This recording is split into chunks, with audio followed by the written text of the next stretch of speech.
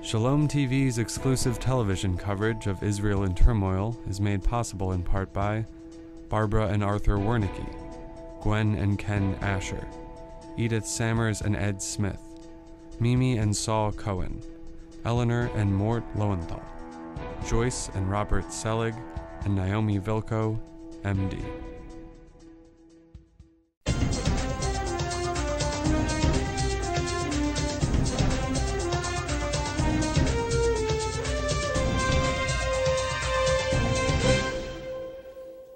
I'm Mark Golub. Thank you again for joining us for Shalom TV's coverage of Israel's defensive efforts to put an end to Hamas rocket fire into Israel and to destroy Hamas's elaborate network of tunnels into Israel, which Hamas was planning to use to send death squads into Israel to murder as many Israeli civilians as possible and to kidnap Israelis and take them back to Gaza.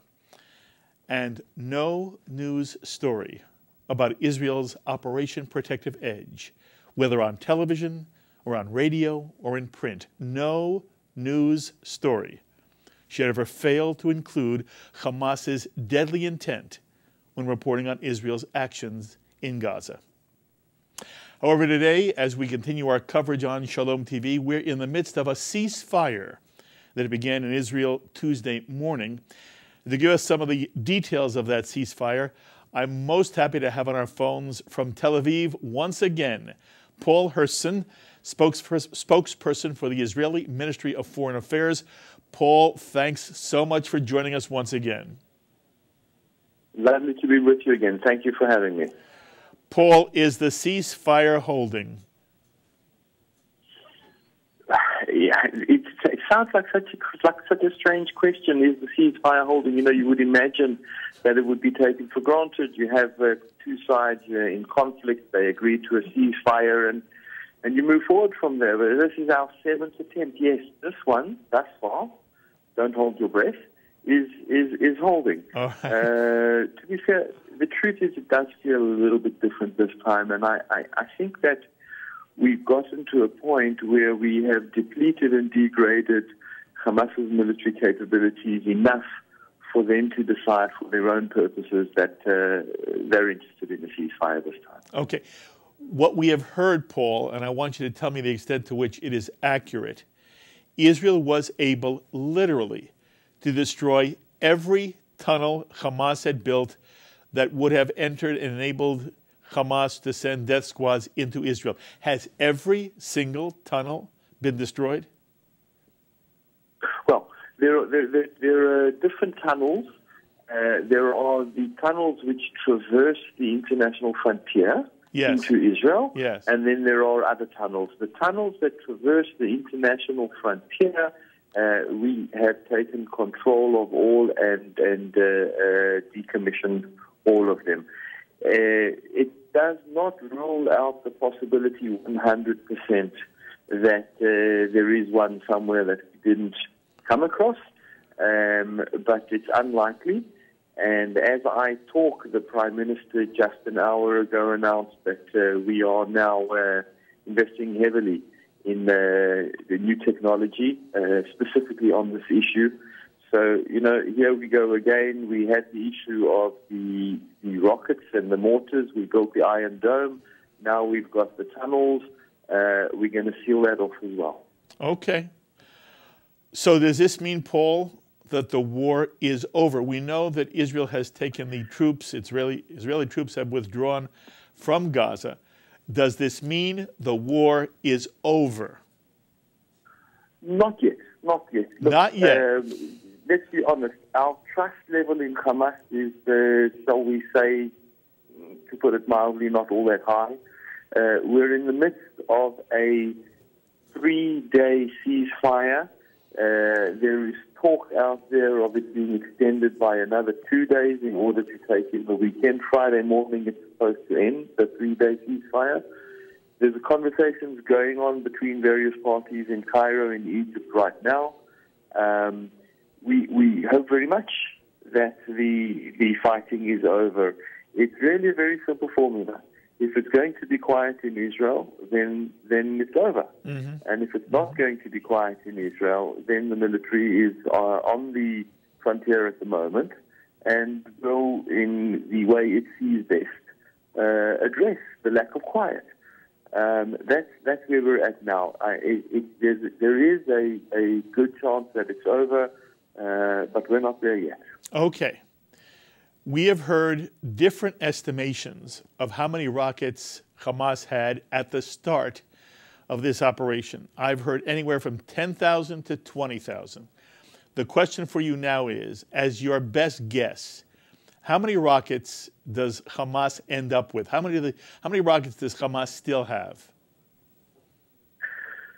I don't think that we have 100% the numbers there. Let me first of all just take one step backwards and put it into context. It's not only Hamas, there's Palestinian Islamic Jihad, and there's about 17 other terror organizations down there, not all of whom have access to rockets, but the Palestinian Islamic Jihad, we estimated, started out this whole round with between 5,000 and 6,000 rockets, and Hamas in the region of 9.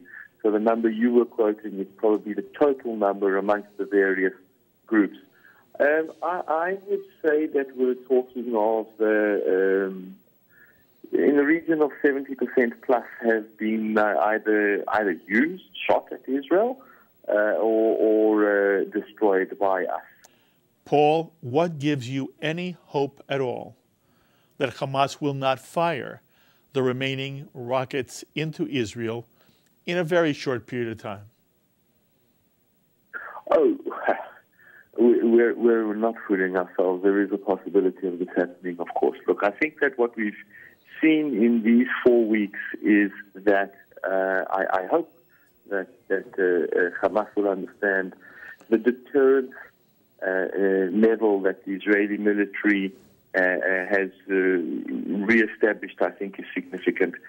I think that they miscalculated in the sense that there was not a belief on behalf of Hamas that Israel was willing to pay the price, a heavy price, and put boots on the ground and go in and decommission these tunnels and take out very, very significant.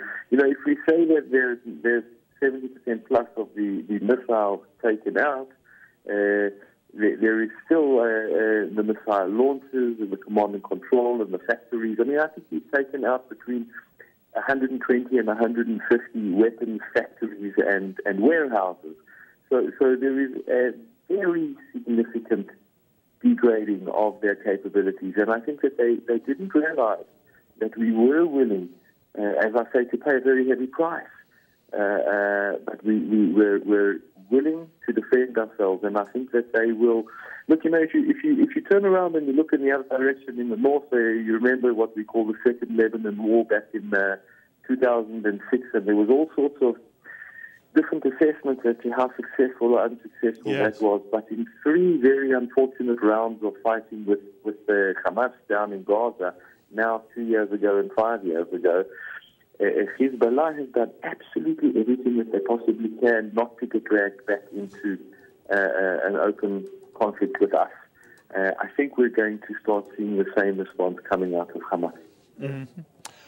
All right, Paul, we understand you are sending a diplomatic delegation to Cairo. Is that correct? We have a team, people there speaking with the Egyptians in conversation, trying to figure out a formula. The goal is very simple.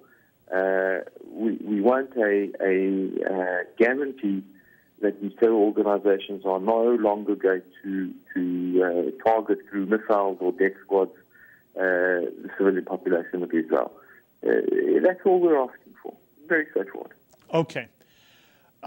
Do you hope that Egypt can, in fact, be a broker that works out a peace between Israel and Hamas? I mean, the irony of that statement cannot be lost on people who are hearing it. That's not what we're talking about. Mm-hmm. That's not what we're talking about. Not Israel and not the international community is engaged in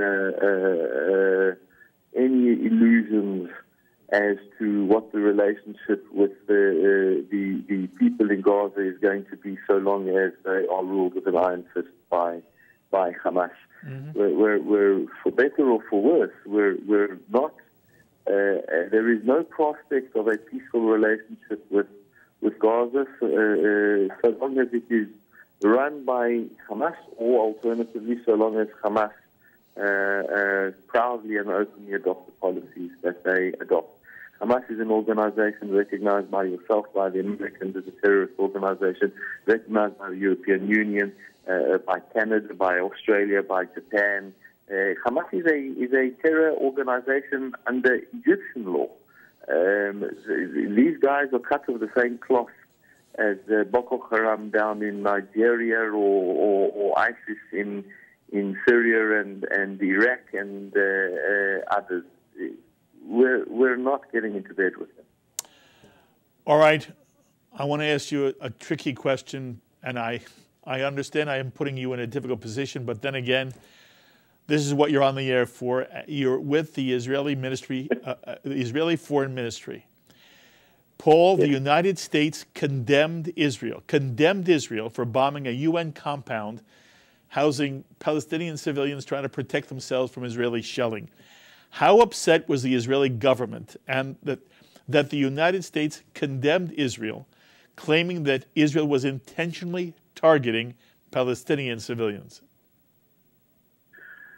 You know, I think we need to keep calm heads and cool heads when we look at what's going on. The United Nations themselves said that we never struck the school, that we struck in the vicinity of the school. Look, we have a very warm relationship with the United States across every single level that exists. I mean, all the way down to the city level in southern Florida. We talk openly. We have honest conversations, and I have to say the relationship between Israel and the United States is a very good relationship. We don't agree on everything. That's you know, could you imagine how boring life would be if you agreed with everything with your friends? But there are so many commonalities between the peoples of Israel and the United States that out of which have grown common interests, which have been nurtured into common strategic interests. You know, it's true that there have been differences of opinion on one or another issue. That's not a secret, but an unbelievably close, strong relationship, and we're deeply appreciative for it. Okay. That was a very professional answer, Paul. I want you to know that most American Jews are outraged that the United States would make such a claim, and it indicates, again, either they are swept up in a certain kind of popular television criticism of Israel, or they don't get it at all. But I am not going to press you on the issue. I have only one last question. If, Paul, if we're all so lucky, and I say we, I mean the state of Israel, if Israel is fortunate enough for this to be the end of the war, and that whatever happens in the next 2 days, 3 days, how many days it's extended, whatever comes out of Cairo, lo and behold, the war is over. Will you feel that this has been a successful war? You've lost some 60-plus Israeli soldiers, a few civilians. You've taken an enormous hit in terms of public relations. By the way, the American media and the European media has twisted this story. But on balance, will you and Israel feel that this was not only a strategic win for you, but in general, it was about as positive an action as you could have hoped for? Absolutely, without a doubt. Absolutely, without a doubt. Look, you're correct, and I said it already. It came at a very high price. You know Israel, and many of your listeners out there have probably spent a lot of time here visiting Israel. Incredibly painful, difficult price. We are proud of the fact that we have taken responsibility for ourselves, and we've built what I think is perhaps the most exciting venture of the 21st century. We find ourselves up against a school of thought which has elevated suicide to a place in society which amounts to nothing less than the worst of death. We believe in the sanctity of life. We reject outright everything that these guys stand for.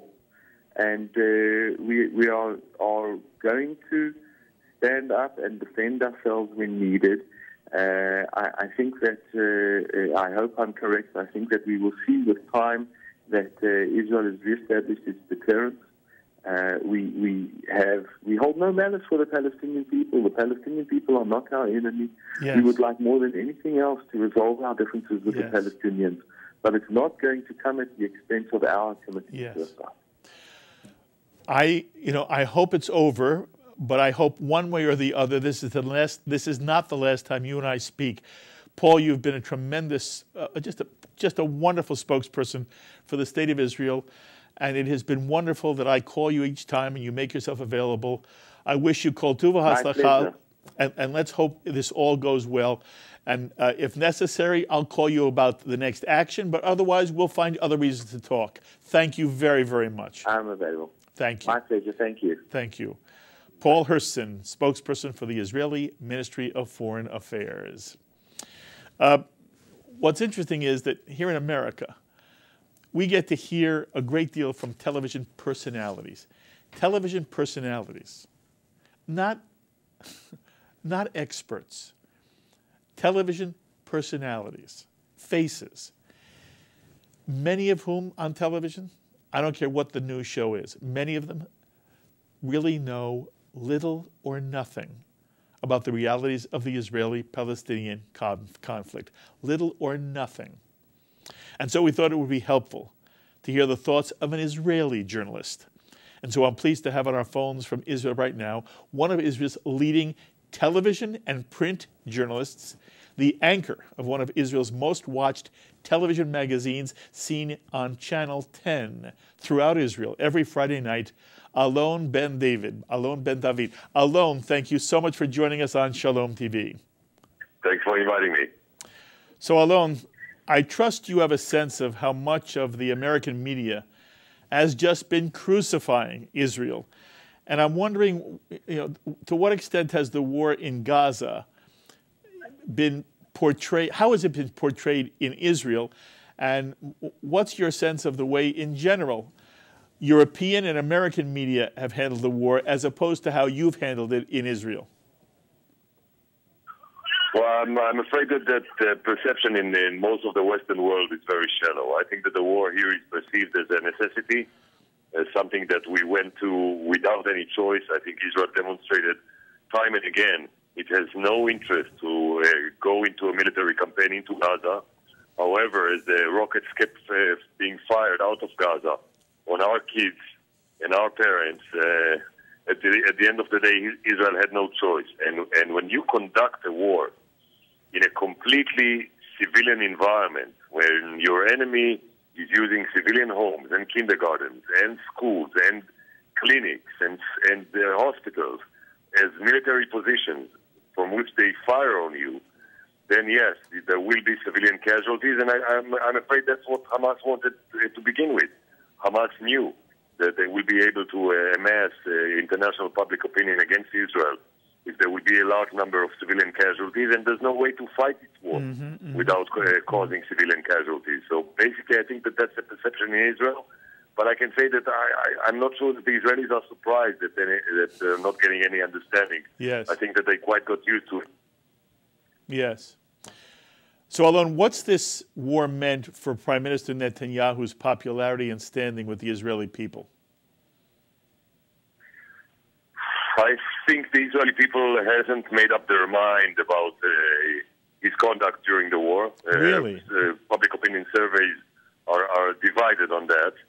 Basically, we went to this operation with the widest consensus that I can recall in the Israeli society. It's quite known that two Jews cannot agree on one thing. In this case, we had 90% of the Israeli public totally supporting going into war against Gaza in the last 3 weeks.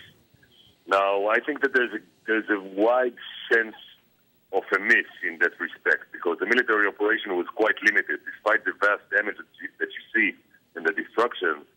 Eventually, Israel was the only objective was to destroy the terror tunnels coming out of Gaza and exact a price from Hamas. And I think many Israelis were hoping that this war would eliminate the hostilities from Hamas to forever. And they were expecting the IDF to get a more decisive outcome against Hamas. But Netanyahu didn't order that. He didn't ask for it. And I think that the public is divided. Half of them believe that he managed it very smartly. The other half believe that he should have conducted it more fiercely. Very, very interesting. I want to make sure our audience understands. The people who at the moment may be critical of Prime Minister Netanyahu are critical of his not going far enough, not willing to, in essence, try to destroy Hamas even further, despite, Alon, the international outcry that Israel was, guilty of all kind of war crimes. There is a significant portion of the Israeli people who still felt, despite the PR banging you were taking, it was necessary for Israel to go further. Do I have it correct? Absolutely. I have respect for the international public opinion, but when someone is firing rockets at my baby girls, I'm losing any interest in what the world thinks about me. And my aim is to eliminate this threat and remove it from my kids and from my older parents. And they were firing at civilians for quite a while. And for quite a while, Israel said, we are willing for a ceasefire. We're willing to stop. We don't want to continue. And they kept firing. And at the end of the day, you got to do something. So I think that a large part of the Israeli society, according to a poll that we released today, I think it was 42%, believe that we should have gone for a deeper and more decisive military operation against Hamas, one that would eliminate the rule. Yes. Now, I asked this question of Paul Hirschson a moment ago. I want to ask the same question of you. Do you expect, A, the ceasefire to hold, and B, if this is the end to the war, do you expect there to be no more rocket fire from Hamas? Well, my answer to this is I think we have a fair chance that the ceasefire would hold, that Hamas would hold their fire for a while now. And when I say for a while, I mean in terms of years and not months. I think that there's a fair chance that diplomatic efforts in Cairo would reach an agreement that would allow the people of Gaza to reconstruct and would create some horizon of hope for them. And on the other hand, would prevent Hamas from rearming and building new tunnels into Israel. So if that could be achieved, I think we can see stability for a while. Yet, I want to mention that when we talk about Gaza, there are dozens of different Palestinian factions in Gaza. Yes. So the test would be in the first fire coming out of Gaza, and how that fire would be responded by Israel.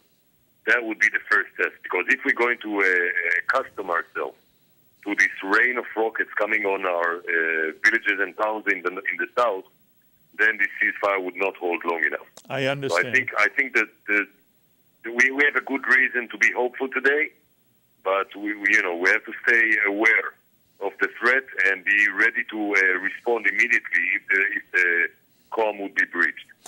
By the way, Alon, you were down near Gaza. You were in the south of Israel at Gaza. Were you able to talk to Israeli soldiers who were in Operation Protective Edge?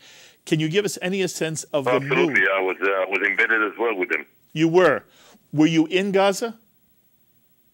Yeah, I was with them during the fighting.